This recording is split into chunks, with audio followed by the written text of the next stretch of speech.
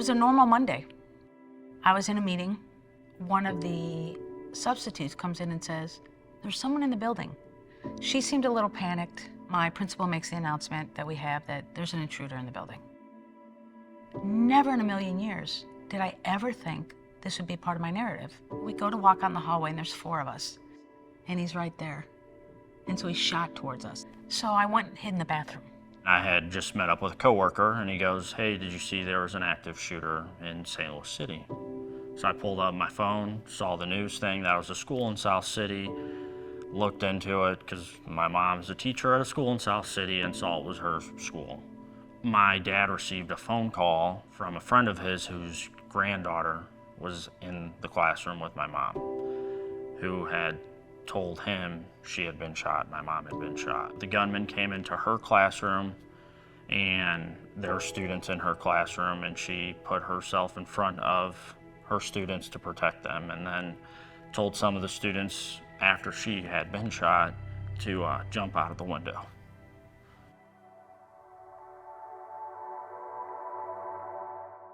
We were high school sweethearts. We got married in 1983. We met in 1978.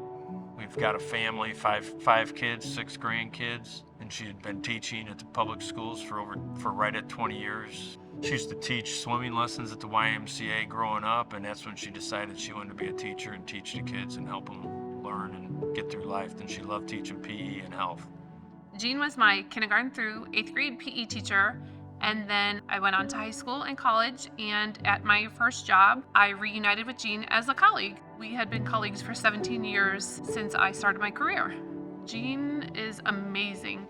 She is dedicated, she's loving, she definitely put her whole heart into everything. I was not surprised at all to hear of her heroic act of saving kids in her classroom. I was 10 years old, and I was diagnosed with type 1 diabetes. Ever since then, my mom became a huge advocate for finding a cure for type 1 diabetes. I first met Jean at a JDRF ride roughly a decade ago. We would attend JDRF rides each year. In fact, Jean would have ridden in her 15th ride in December of 2022, and I would have been with her at that ride. You know, it's one thing for a parent to focus just on his or her child's illness. It's another thing to step forward and say, you know, I have a chance here to make a much broader difference. And Jean clearly did that.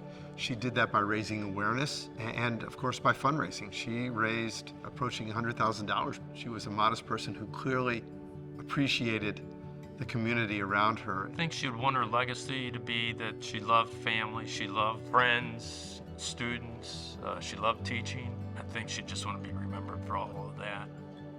I think it is a tremendous honor that she, has received this award. Medal of Honor is the highest award a member of the military can receive, and for the members who have received that, to choose my mom for this award is just,